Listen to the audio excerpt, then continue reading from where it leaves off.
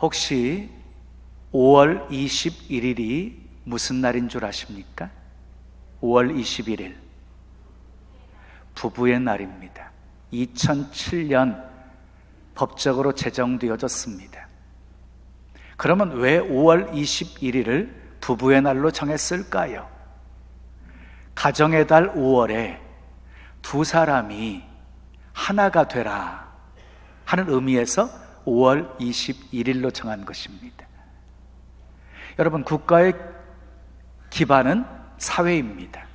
사회의 기반은 가정입니다. 그러므로 가정이 건강하면 사회도 건강해지는 것이고, 가정이 무너지면 사회도 무너지는 것입니다. 그리고 가정의 핵심은 누구이지요? 두말할 것 없이 남편과 아내입니다. 그러니까 남편과 아내가 사이가 좋으면 행복하고 건강한 가정이 되어지는 것입니다. 그런데 요즘 세태를 보게 되어지면 이혼율이 급증을 하고 있습니다. 독신주의자들이 많아지고 있습니다. 결손 가정이 많아지고 있습니다. 점점 우리 사회가 어두워지고 있는 모습을 단적으로 보고 있는 것이지요. 여러분, 하나님이 태초에 사람을 창조하실 때 원리를 한번 생각해 보십시오. 아담을 창조하셨어요. 아담이 독처하는 것이 좋지 않게 보셨어요. 그래서 아담을 위해서 하와를 만드셨어요. 하나님은 전능하신 분이시기 때문에 한 남자를 위해서 여자를 만드실 수 있었고, 한 여자를 위해서 많은 남자를 만드실 수 있으셨어요. 그럼에도 불구하고 한 남자를 위해서 한 여자만 만드셨습니다. 그리고 두 사람을 짝지어서 부부가 되게 만들어 주셨습니다. 왜 그렇게 하셨을까요? 남자는 자기 아내만을 사랑하라고, 아내는 자기 남편만을 사랑하라고 그렇게 하신 것입니다. 사람들은 흔히 말하기를 부부는 가까우면서도 먼 사이라고 말하지요. 가까우면서도 먼 사이. 부부가 서로 마주 바라보고 누워 있으면 세상에서 가장 가까운 사이가 되어지지만, 서로 등지고 누워있으면 그 거리는 10만 리가 되어집니다. 지구 한 바퀴 약 4만 킬로를 돌아야지 만날 수가 있게 되어지는 것입니다.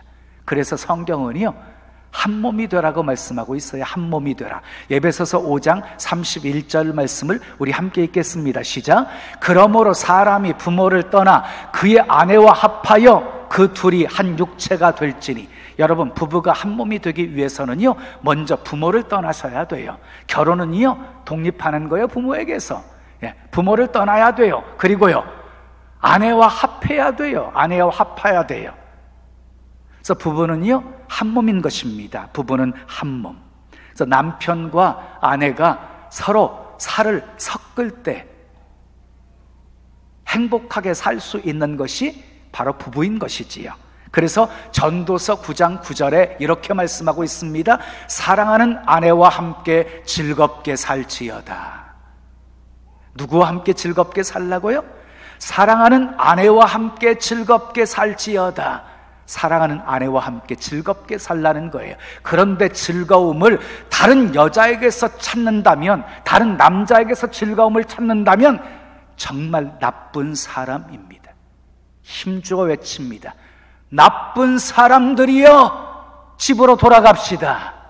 자, 부부가 아무리 잘 살려고 노력한다 할지라도 잡음 없이 산다는 것은 거의 불가능한 일 아니겠습니까? 살면서 잔소리 안 하고 살 수 없지요.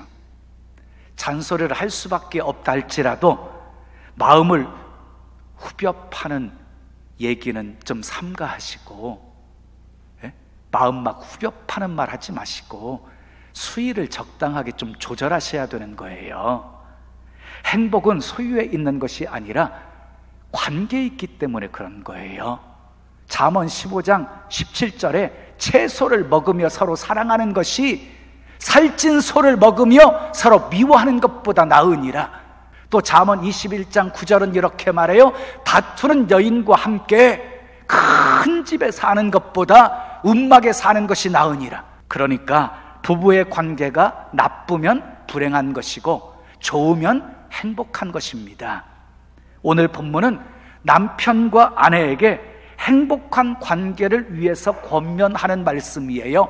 1절에서 6절까지는 아내에게 권면하는 말씀이고 7절은 남편에게 권면하는 말씀이에요. 본문 4절 하반절을 보겠습니다. 4절 하반절 읽습니다. 시작. 이는 하나님 앞에 값진 것이니라 그랬어요. 이는 하나님 앞에 값진 것이니라. 값지다는 말은 무슨 말입니까? 귀한 것이라는 말이지요. 하나님 앞에 값지고 귀한 것이 무엇인지 오늘은 살펴보면서 함께 은혜를 나누려고 합니다. 하나님 앞에 값진 것, 첫째 따라하겠습니다. 아내가 남편에게 순종하는 것입니다. 1절, 2절 말씀 함께 읽어요. 시작.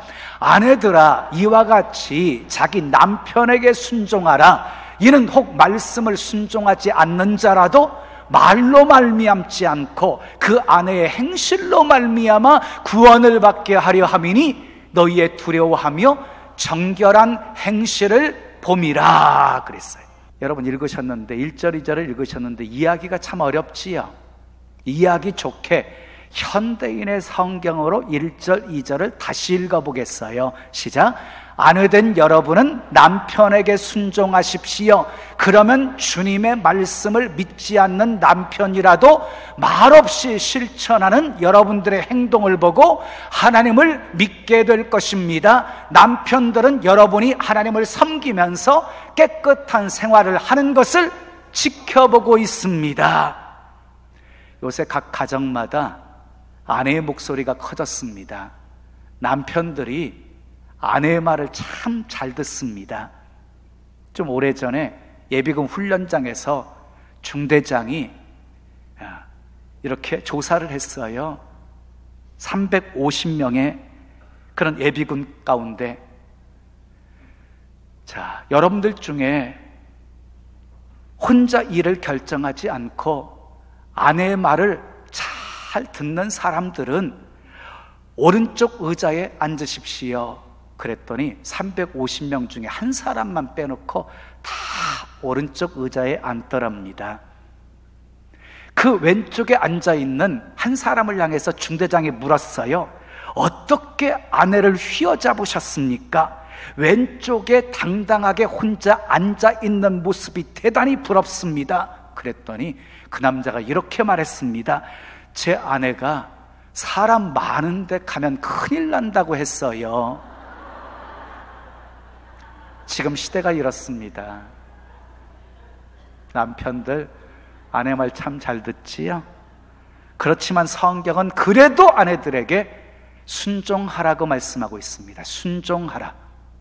열등해서 순종하라는 것입니까? 아닙니다. 가정의 승리와 평화를 위해서 순종하라는 것입니다. 그런데 순종은요, 존중할 때 할 수 있는 거예요. 남편을 존중히 여길 때 순종할 수가 있는 것이에요. 특별히 여자는 남자의 자존심을 이해하셔야 합니다. 남편의 자존심을 짓밟고 사랑받을 수 있다고 생각하는 것은 대단히 큰 오산입니다.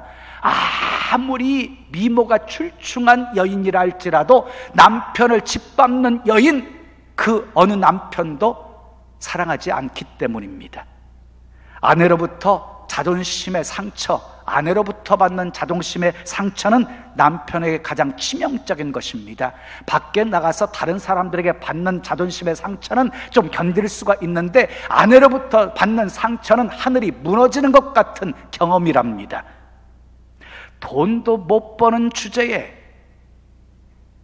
당신은 알지도 못하면서 내가 당신하고 살고 싶어서 사는 줄 알아? 그런 말을 들으면 남편은 더 이상 집에 있을 수가 없습니다. 그래서 가출하는 가장들이 속출하고 있습니다. 아내들이여, 남편의 자존심 건드리지 마십시오. 조금 부족해도, 조금 마음에 안 들어도 자존심 지켜주며 내 일을 도모해야지. 아멘. 화가 난다고 남편의 자존심을 짓밟으면 행복을 짓밟는 것이다. 그러면 아브라함의 아내가 누구였지요? 사라였지요. 사라는 남편인 아브라함을 어떻게 대했을까요? 오늘 본문 6절에 소개되어져 있겠어요. 시작. 사라가 아브라함을 주라 칭하여 순종한 것 같이 너희는 선을 행하고 그랬어요. 여러분 보세요. 지금 사라가 아브라함을 뭐라고 불렀대요? 주님이라고 부르면서 순종했대요. 그것이 선이었대요. 그것이 선이었대요. 여러분, 아브라함 당시 아브라함은 하나님의 뜻을 이루기 위해서 하나님의 명령에 순종한다고 막 국경을 넘으면서 이사를 했잖아요. 예? 이사하는 게 쉬운 일이에요? 이사하게 되어지면 누가 일거리가 많아져요? 아내 일거리가 많아지는 거잖아요.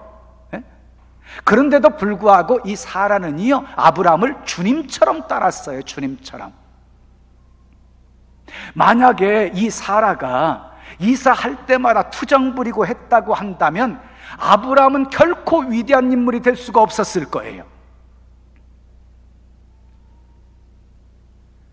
결국 묵묵하게 순종했던 사라가 있었기에 아브라함은 위대한 믿음의 조상이 될 수가 있었던 것이지요. 그러므로 사랑하는 여러분, 아내의 매력이 어디 있는 것입니까? 재테크 잘하고 말 잘하고 사회적인 능력을 갖고 있는 그 자리에 있는 것입니까? 아닙니다.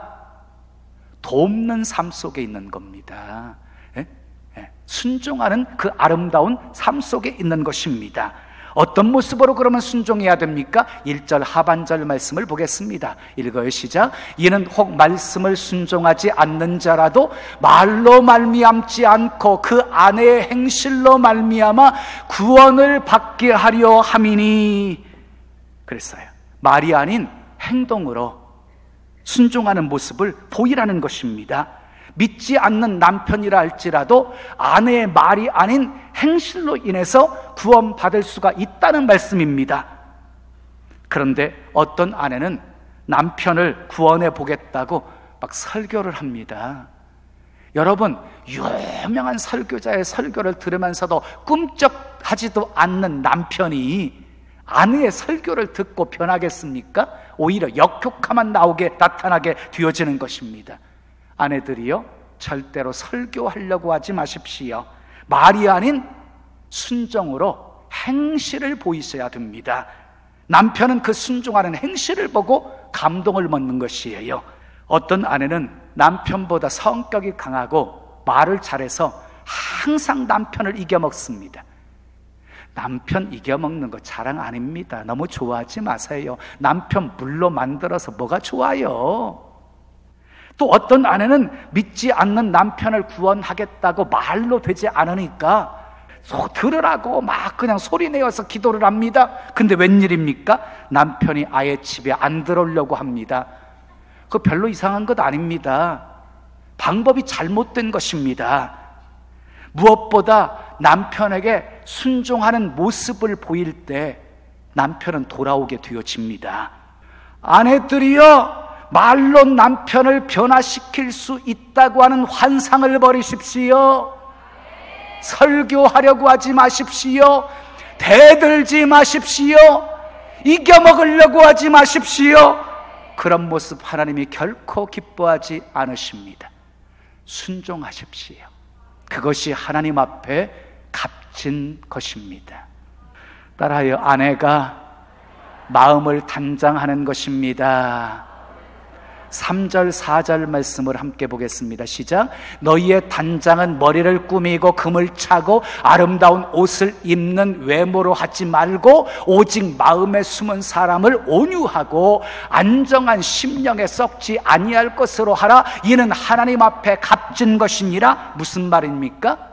외모의 단장보다도 마음의 단장을 추구하라는 말이에요. 그것이 하나님 앞에 귀하다는 것이에요. 값지다는 것이에요. 이어지는 5절 말씀 또 읽어봐요. 시작. 전에 하나님께 소망을 두었던 거룩한 부녀들도 이와 같이 자기 남편에게 순종함으로 자기를 단장하였나니. 이거 보세요.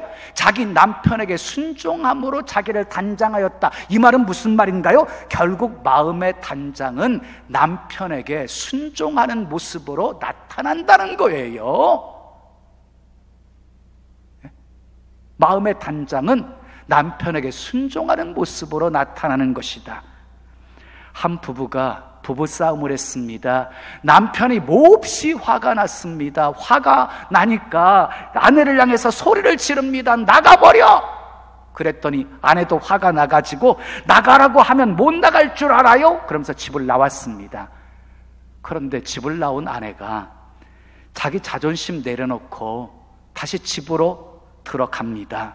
아직도 화가 풀리지 않는 남편이 아내가 들어오니까 왜 들어와? 하면서 소리를 지릅니다. 그러자 아내가 이렇게 말합니다.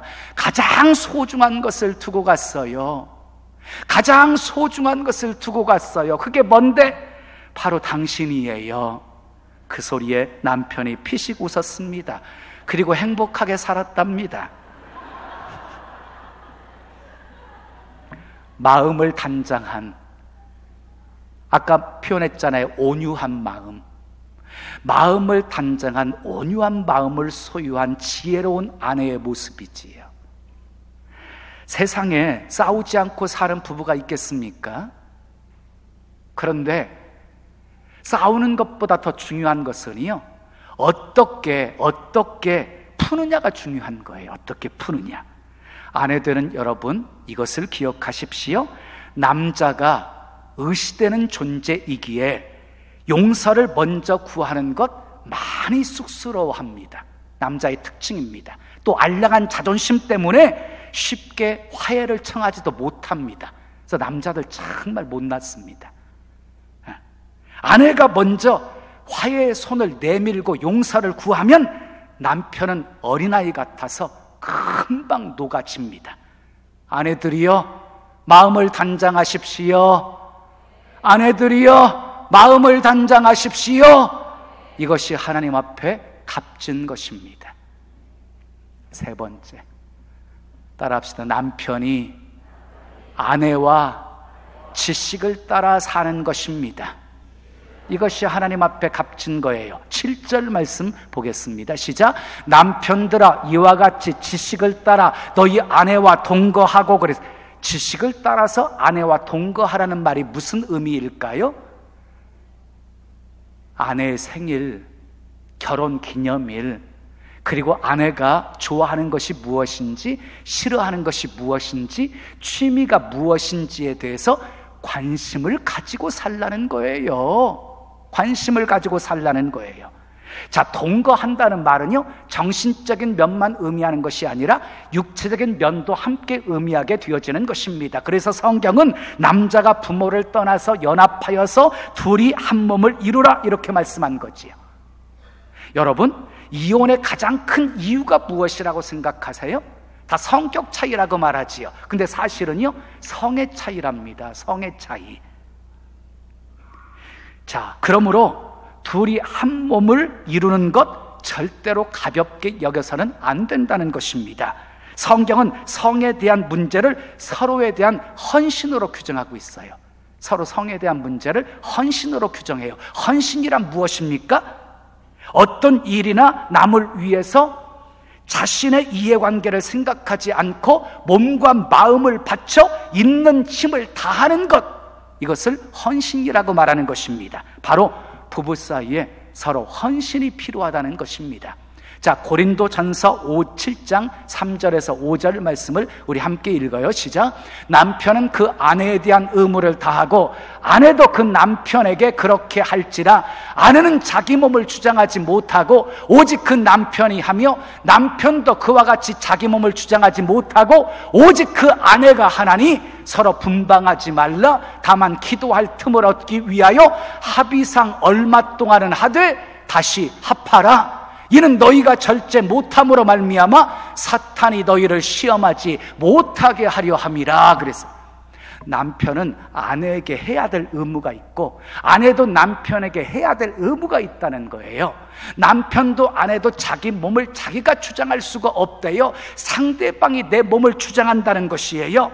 상대방이 내 몸을 주장한다는 거예요. 그러니까 상대가 원하면 상대의 요구를 따라주어야 한다는 것이에요. 그래서 헌신이 필요한 거예요. 그래서 헌신이. 남편은 아내의 요구를 따라야 되고 아내는 남편의 요구를 따라야 한다는 것입니다.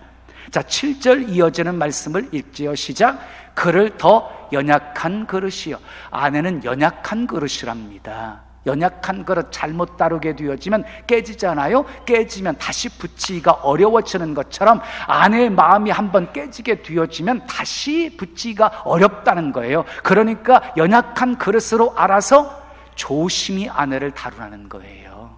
조심히 아내 다루세요.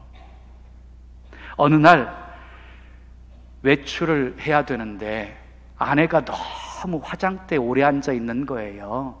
막 약속 시간 이러다가 늦을 것 같은데 남편들 조바심 나지요. 그러다 보니까 남편이 비꼬면서 이렇게 말했어요.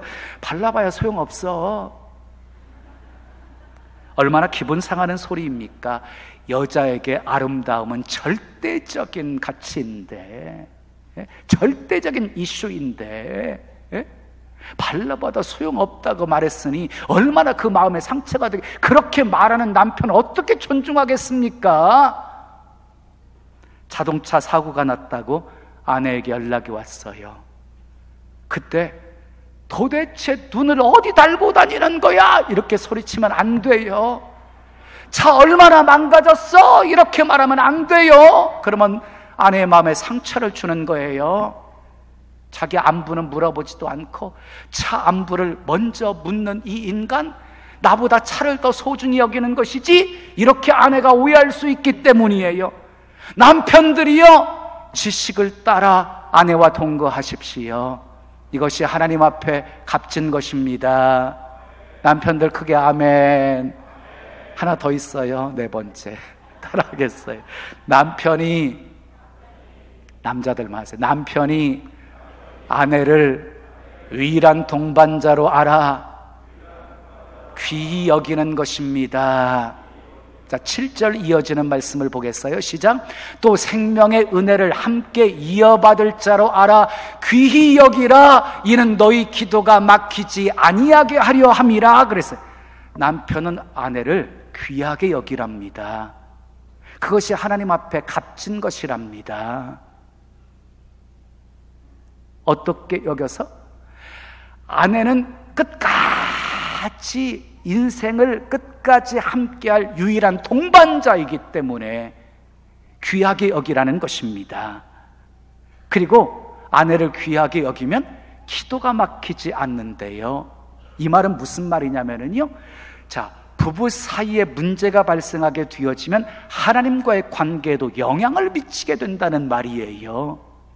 그러니까 부부 사이가 안 좋으면 기도가 막혀버린대요. 그러니까 아내를 귀하게 여기면서 행복한 가정을 이루어야지만이 기도가 막히지 않는다는 말씀인 것이지요. 남편들이여, 아내 귀하게 여기십시오. 이것이 하나님 앞에 값진 것입니다. 제가 오늘 4가지, 하나님 앞에 값진 것 4가지를 소개해드렸어요. 아내가 남편에게 순종하는 것입니다. 아내가 마음을 단장하는 것입니다. 남편이 아내와 지식을 따라 동거하는 것입니다. 남편이 아내를 유일한 동반자로 알아서 귀하게 여기는 것입니다. 이것이 하나님 앞에 값진 것입니다. 사랑하는 여러분, 우리의 행복은 하나님의 행복입니다. 하나님은 우리의 가정에 기쁨과 즐거움이 가득한 예덴이 회복되기를 원하십니다. 부부가 함께 주님을 바라보시고, 아멘, 함께 주님을 섬기시고 함께 헌신하는 마음으로 의무를 다하셔서 에덴을 회복할 수 있기를 축복합니다. 여러분의 가정을 통해 하나님의 뜻이 이 땅에 이루어지고 하나님의 영광이 많이 나타나게 되어지기를 예수님의 이름으로 축원합니다. 축원합니다.